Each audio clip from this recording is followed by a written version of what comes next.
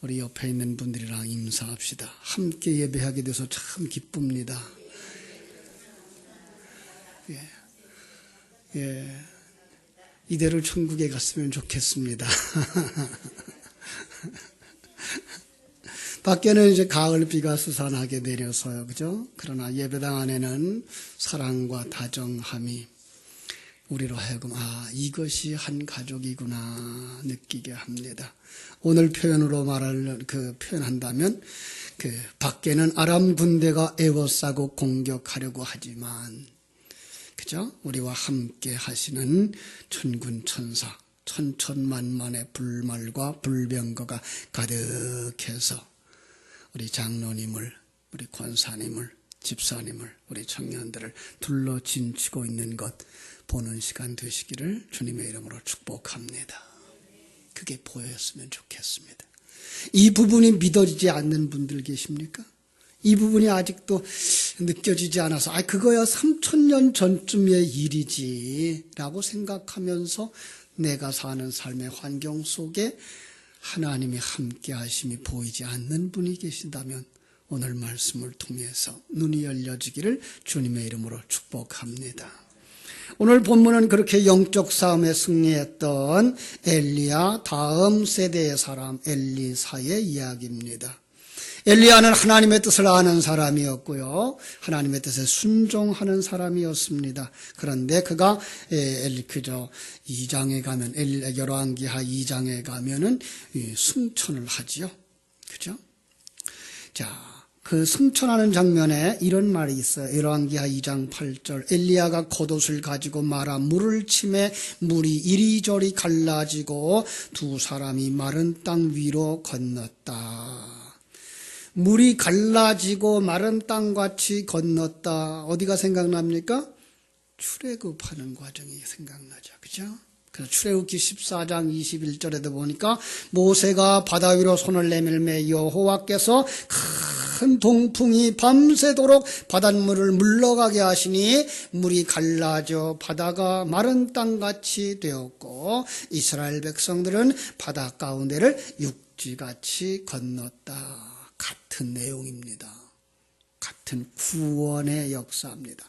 하나님의 구원의 역사가 모세를 통하여서 이스라엘 백성들 가운데 나타났던 것처럼 엘리야를 통하여서 그 시대의 사람들에게 하나님의 사람들이 구원받는 모습을 그려주고 있는 것입니다. 그런데 놀라운 건 오늘 2장 8절에서는 엘리야가 무엇을 가지고 물을 갈르죠? 겉옷을 가지고, 겉옷을 가지고. 이 겉옷은요, 바로 하나님의 진리의 말씀을 상징하고 있는 겁니다. 이걸 기억해 두시면 나중에 신약 성경에 나오는 겉옷의 이야기, 예수님의 옷의 이야기, 전도하러 나가는 자들에게 옷을 준비하지 말아라라는 그 이야기 속에서 많은 것들을 이제 해석할 수 있게 될 것입니다. 자, 그랬더니 두 사람이 2장 11절에서 길을 가는데 불수레와 불말이 두 사람을 갈라놓더니 엘리야가 불말과 불병거를 타고 회리바람을 타고 하늘로 올라갑니다. 회리바람을 타고 하늘로 올라가는 장면 어디가 생각납니까? 사도행전 1장 9절입니다. 그렇죠? 예수님이 말씀을 마치고 그들을 보는 데서 올려져 가시니 구름이 그를 가리어 보이지 않게 하더라. 엘리야를 이야기할 때는 불말과 불병거라고 묘사하더니 사도행전에서는 구름이라고 묘사하고 있습니다. 우린 잘 압니다. 구름이 뭘 상징한다고요? 하나님의 영광, 하나님의 현현, 하나님의 나타나심을 묘사하고 있는 것입니다. 오늘도 하나님이 나타나면 구름이 나타납니까? 그렇지는 않습니다. 그죠? 근데 우리 하나님이 우리와 함께 하시는데 보여요, 안 보여요? 안 보여요. 그러나 구약 성경에 이렇게 보이는 것들로 묘사해 줌으로 말미암아서 그렇게 그때의 성전에 구름이 가득하였던 것처럼 오늘도 하나님은 이 성전에 충만하시구나 하는 걸 볼 수 있게 되는 것입니다. 그죠? 엘리야가 겉옷으로 물을 치자 물이 좌우로 갈라지고 그 가운데로 엘리야와 엘리사가 같이 건넜던데, 그런데 그 옷이 이제 이 엘리야가 승천하면서 벗겨져서 누구에게 던져지죠? 엘리사에게 던져집니다. 그랬더니 엘리사가 열왕기하 2장 13절에 똑같이 그 옷을 가지고 물을 치자 물이 갈라지고 엘리사도 그리로 건너가는 그런 모습이 나타나요. 엘리야에게 있었던 그 능력이 누구에게 임한 것입니까? 엘리사에게 임한 것입니다. 그렇습니다. 이 겉옷은 진리라고 말씀을 드렸습니다. 진리의 겉옷, 그것을 엘리야가 엘리사에게 준 것입니다. 다시 말하면 마태복음 28장 18절로 28절에 하나님의 신탁과 같은 것입니다. 하나님이 그에게 부여하신 명령, 그러므로 너희는 가서 모든 민족을 제자로 삼아 아버지와 아들과 성령의 이름으로 세례를 베풀고 내가 너희에게 분부한 모든 것을 가르쳐 지키게 하라. 내가 세상 끝날까지 너희와 항상 함께 있으리라. 가라, 복음을 전하라. 명령만 주신 것이 아니라 그 명령을 실행할 때에 그 능력이 나타나도록 진리로 그들과 함께 하셔서 그들을 통하여 복음이 전파되어지고 구원의 역사가 일어나는 줄로 믿습니다. 그 후에 이제 엘리사가 많은 이적을 행하면서 그 이적을 통해서 뭘 설명합니까? 또다시 우리를 구원하시는 구원의 역사를 보여주는 것입니다. 오늘 본문도 바로 그 중에 한 사건입니다. 자, 엘리사는 어떤 사람으로 나타났는지 한번 6장 12절 보겠습니다. 6장 12절에 그 신복 중 한 사람이 이르되 우리 주 왕이여 아니로소이다. 오직 이스라엘 선지자 엘리사가 왕의 침실에서 하는 말씀을 이스라엘 왕에게 고하나이다 하는지라. 왕의 침실에서, 대적의 왕의 침실에서 하는 말도 다 듣는 사람, 이것도 상징적인 겁니다. 예. 사단이 어떤 일을 하든지 그의 하는 짓을 다 하는 사람, 이게 바로 엘리사입니다. 어떤 사람입니까? 영안이 열려진 사람. 그렇습니다. 그래서 하나님이 이 땅 속에서 일하고 계신 것을 훤히 내다보는 사람, 성경은 그런 사람들을 여기저기서 묘사를 했는데요, 우리가 요셉을 압니다. 창세기 41장에 보면 애굽의 바로가 꿈을 꾸었습니다. 그런데 애굽의 점술과 철학자를 불러서 꿈을 말하고 해석하라고 얘기를 합니다. 그죠? 그러니까 꿈을 말해주고 해석하라고 얘기를 합니다. 그때 옥에 갇혔던 요셉이 바로 앞에 불려 나와서 이렇게 말을 합니다. 창세기 41장 6절에 보면 내가 아니라 누가 대답을 주실 것이라? 하나님이 대답을 주실 것이라. 다니엘서에도 그런 얘기가 나오죠. 다니엘, 그 바벨론의 느부갓네살이 꿈을 꾸고, 근데 그 사람은 꿈을 아예 잊어버렸어요. 근데 두려움만 가득 찬 거예요. 그래서 사람들을 다 불러요. 지혜자들을 부르고 술사들을 불러서, 자, 내가 꿈을 꿨는데 아주 마음이 안 편하다. 그러니 너희들 그 꿈을 찾아내고 그 꿈에 대한 해석도 해라. 알 수가 없어요. 그때에 다니엘이 불려나가서 이렇게 말합니다. 다니엘서 2장 20절 이하에 보면 다니엘이 말하여 이르되 영원부터 영원까지 하나님의 이름을 찬송할 것은 지혜와 능력이 그에게 있음이로다. 그는 때와 계절을 바꾸시며, 누가? 하나님이 왕들을 패하시고 왕들을 세우시며 지혜자에게 지혜를 주시고 총명한 자에게 지식을 주시나니 그는 깊고 은밀한 일을 나타내시고 어두운 데에 있는 것을 아시며 또 빛이 그와 함께 있습니다. 나의 조상들이 하나님이여 주께서 이제 내게 지혜와 능력을 주시고 우리가 주의 구한 것을 내게 알게 하소서. 내가 주께 감사하고 찬양하나이다. 곧 주께서 왕의 그 일을 내게 보이셨나이다. 그리고서 그 앞에 그 환상에 대한, 꿈에 대한 이야기를 쭉 설명해 주는 이야기가 나옵니다. 그렇습니다. 하나님은 항상 이 땅에 어떤 일이 일어날 것인가를 계시하고 계시다는 사실입니다. 그런데 그것을 아무나 아는 것이 아니고 오직 신령한 눈이 열린 자, 하나님의 생명을 가진 자, 하나님의 지혜를 가진 자들에게만 알게 하시는 줄로 믿습니다. 오해하지 마십시오. 오해하면 누구처럼 되느냐 하면 이단들처럼 됩니다. 오해하면 신천지의 이만희 같이 됩니다. 그가 하는 말을 제가 이렇게 설명을 할게요.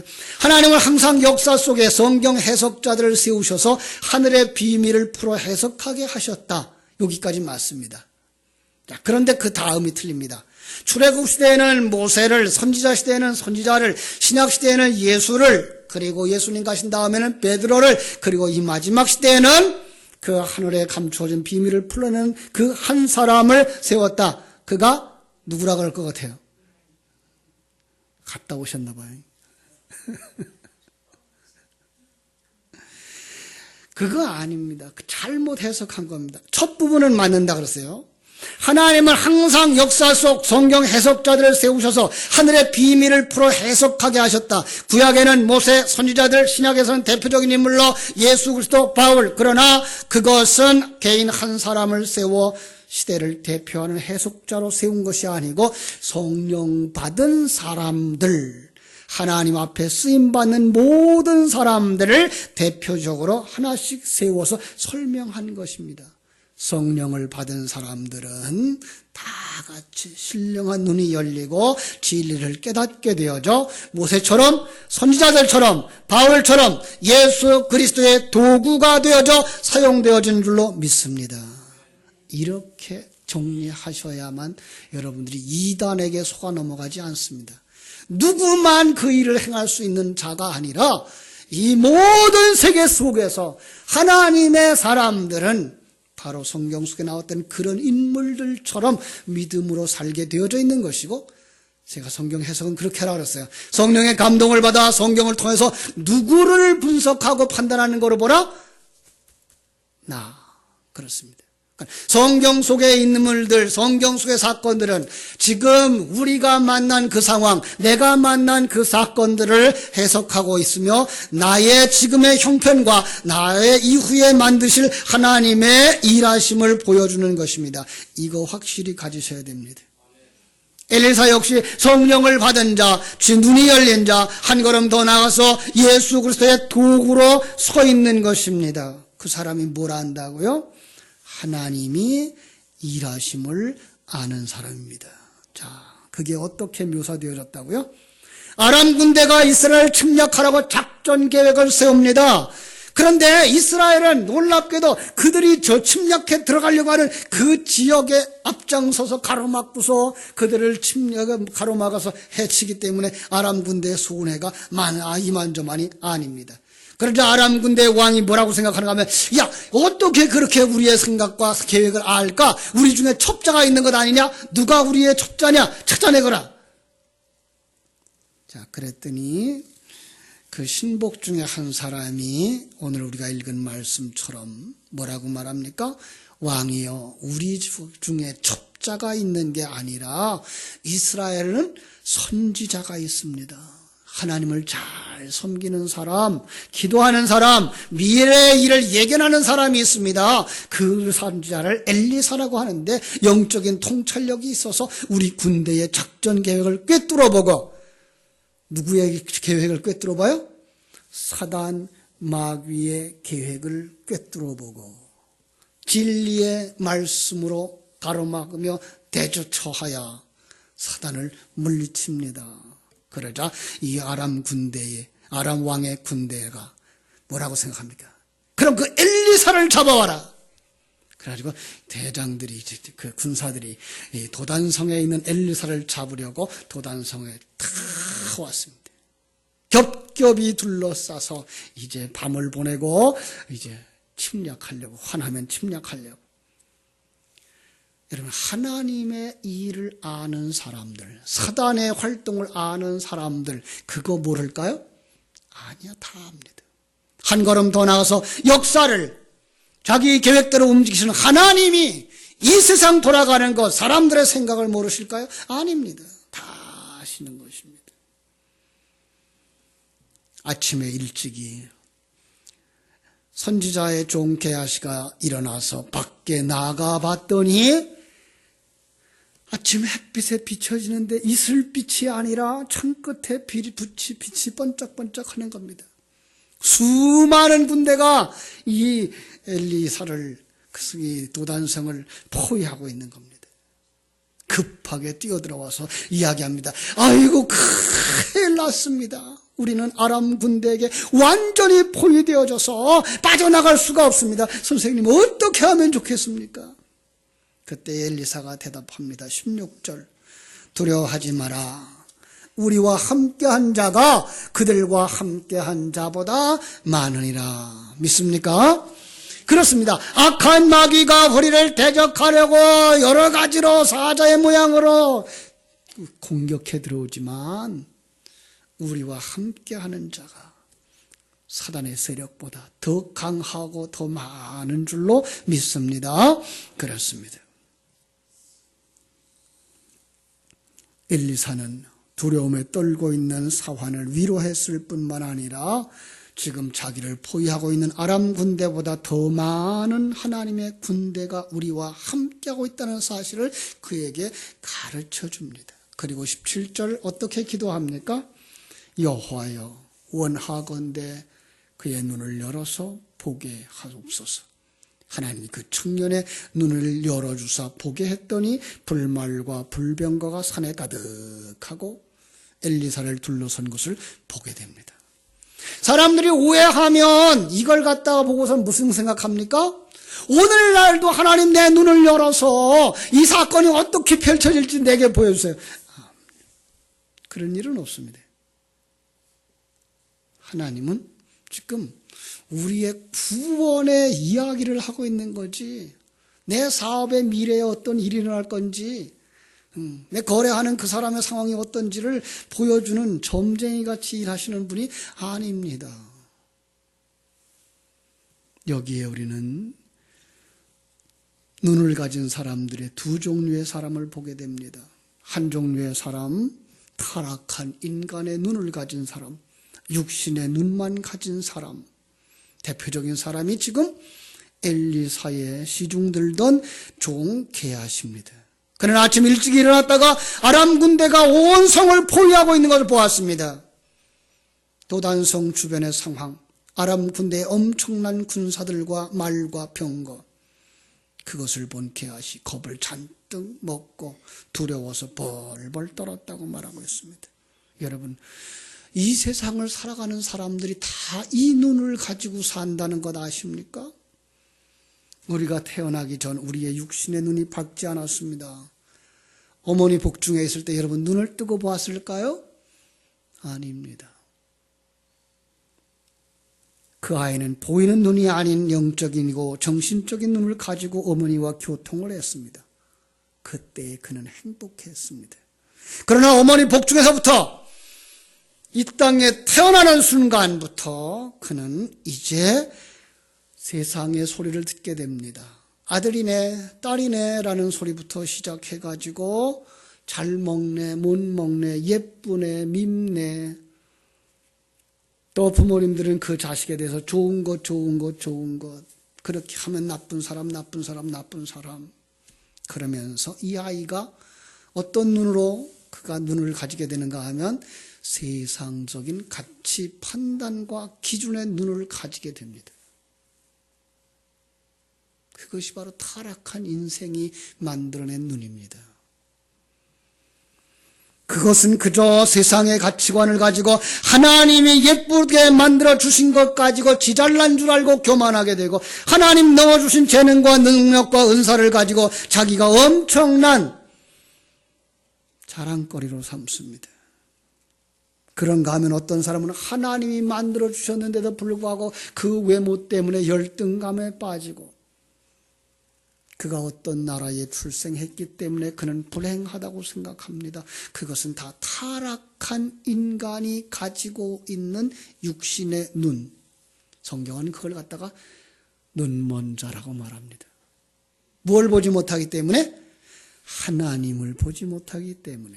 하나님의 일하심을 보지 못하기 때문에. 그 눈을 가지고 사는 사람은 평안이 없습니다.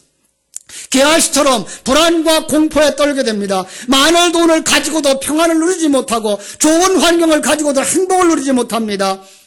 왜냐하면 또 다른 경쟁자들을 이기고 싶은 그 마음 속에서 그는 늘 조금만 더 외치다가 죽어가는 것입니다. 그리고 그것을 잃어버릴까봐, 그리고 그것이 손해를 볼까봐 그는 항상 두려움에 쌓여 있는 것입니다. 여러분, 요한계시록 21장 8절에 보면, 그래서 지옥 가는 자들의 대표적인 속성, 두려워하는 자들입니다. 그들은 하나님의 생명을 가지지 못한 자들이라고 말하는 것을 볼 수가 있습니다. 거기에 영안이 열린 사람이 있습니다. 엘리사와 같은 사람입니다. 사환이 도단성에 둘러싼 아람의 군사와 말과 병거만 보고 떨고 있을 때 엘리사는 도단을 둘러싼 아람 군대 수의 뒤로 자신을 지키는 여호와의 군대 불말과 불병거를 보고 있었습니다. 누구를 본 것입니까? 하나님의 일하심을 본 것입니다. 누구와 함께하고 있습니까? 여러분과 함께하고 계십니다. 그 하나님은 언제나 자기 백성들과 함께 하십니다. 아니요, 언제나 이 세상의 모든 사람들과 함께 하십니다. 한순간도 떠난 적이 없습니다.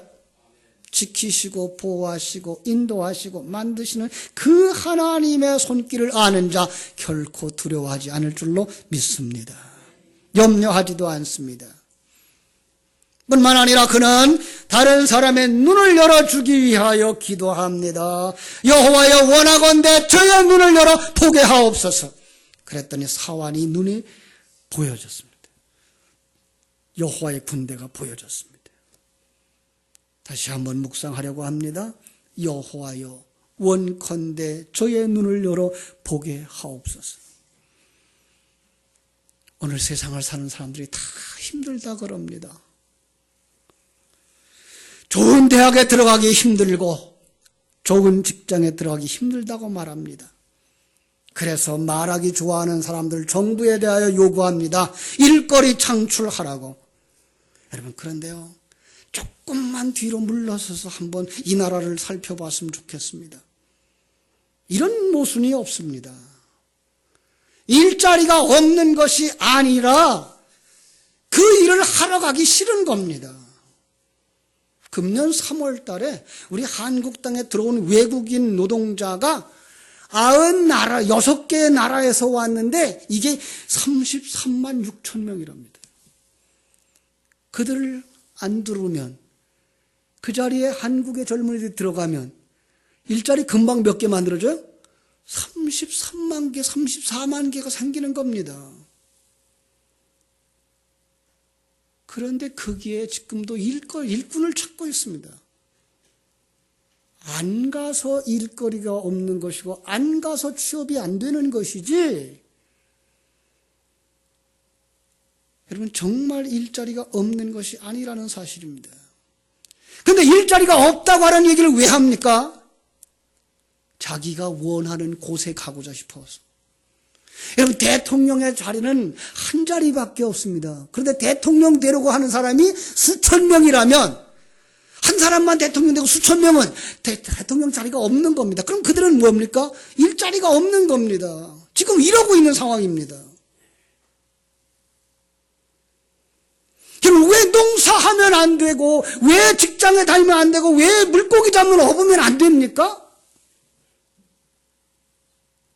하나님이 모두에게 다 똑같은 대통령의 자리에 올라갈 수 있는 영도력을 주었을까요? 아닙니다. 지난주에 우리 고등부, 고3 학생들이 수능시험을 봤습니다마는 많은 사람들이 점수만 잘 나오기를 바랍니다. 아니요. 중요한 것은 부모님들과 교사들이 점수에 연연하는 게 아니라 이 아이가 어떤 은사가 있는가, 하나님이 어떤 능력을 주셨는가를 가지고 그 은사와 능력을 가지고 건강한 삶을 살 수 있도록 준비시켜 주어야 되는데 이게 안 보이고 고득점만 보이는 겁니다. 그래서 지금 대학을 나온 사람들이 찾는 직장, 어떤 직장일까요? 편하고 돈 많이 받고 사람들 앞에 대접받는 자리, 대통령의 자리입니다. 없다니까요. 우리는 불신자들은 그러면서 산다고 할지라도 우리는 그거보다 더 넓은 안목을 가져야 그가 하나님의 사람입니다. 하나님이 내게 주신 자녀, 어떤 은사가 있는지, 어떤 능력이 있는지, 어떤 일을 하면 아름다운 열매를 맺는지 그 일을 하며 살도록 격려해주고 밀어줘야 됩니다. 건강한 삶을 살고 성실한 삶을 산다 그러면 어디 가서 밥 세 끼 먹는 게 뭐 그렇게 어렵겠습니까? 아닙니다. 우리는 정말 눈을 들어서 이걸 볼 수 있어야 할 줄로 믿습니다. 자, 이 눈이 뜰려진 사람은 그 현실을 보고 두려워하고 염려하지 않을 뿐만 아니라 다른 사람의 눈을 열어줍니다. 자, 어떤 사람이 눈을 열어줍니까? 엘리야사와 같은 사람입니다. 엘리사는 어떤 사람이었습니까? 엘리야의 겉옷을 받은 사람, 진리와 생명의 말씀을 가지고 눈을 연 사람, 그렇습니다. 오늘 이 세상 속에서 바로 그런 사람들이 있어야 하는데 눈을 열어주는 모습, 마가복음 8장 22절로 25절에서 잠시 보겠습니다. 베스다의 이름에 사람이 맹인 한 사람을 데리고 예수께 나와 손대기를 구하거늘 예수께서 맹인의 손을 붙잡으시고 마을 밖으로 데리고 나가사 눈에 침을 뱉으시며 그에게 안수하고 무엇이 보이느냐 하거늘 이에 눈이 다시 보이느냐 물으시니 쳐다보며 이르되 사람들이 보이나이다. 나무 같은 것들이 걸어가는 것이 보이나이다 하거늘 이에 그의 눈에 다시 안수하심에 그가 주목하여 보더니 나아가서 모든 것을 밝히 보는지라. 예수께서 그 사람을 집으로 보내시며 이르시되 마을에는 들어가지 말라 하십니다. 여기에 말씀을 선포하는 눈뜬 사역자들과 함께 있어야 됩니다. 바로 엘리야와 함께 있었던 엘리사처럼 그냥 하나님 눈 열어주세요 라고 기다려서는 눈이 열려지는 것이 아니고 하나님의 생명을 가진 자들과 함께하는 삶을 가져야 되는 것입니다. 그 진리의 선포가 있어야 되는 것입니다. 바로 그것을 마가복음에서는 예수님으로 묘사되어졌고 그 본문에서는 엘리사로 묘사되어져 있던 것을 우리는 알게 됩니다. 두 번째로 마가복음 8장 속에서 한 번으로 끝나는 것이 아니라 반복해서 듣고 그리고 묵상하는 것입니다. 예수님이 한 번 안수하는 것은 눈이 확 열려진 것이 아닙니다. 또렷하게 보이지 않았습니다. 예수님이 두 번째 동작, 다시 듣고 아멘하고 되새김질하고 반복할 때 하나님이 마침내 우리 앞에 확실하게 보여지는 겁니다. 하나님이 여러분과 함께 하신 것이 분명하게 보여지며 깨달아지며 누려지게 되는 것입니다. 하나님의 일하심이 보이는 것입니다. 그래서 참으로 모든 것을 밝히 보았다는 말을 한마디로 말하면 호라오한 것입니다. 이것은 호라오 보았다라는 건데 그 뜻은 깨달아 알았다라는 것입니다. 지식이 아니고 그것이 생명인 줄 알고 자기가 거기에 생명을 거는 사람이 되었다. 그게 믿음의 사람입니다. 믿음의 눈으로 보는 것입니다.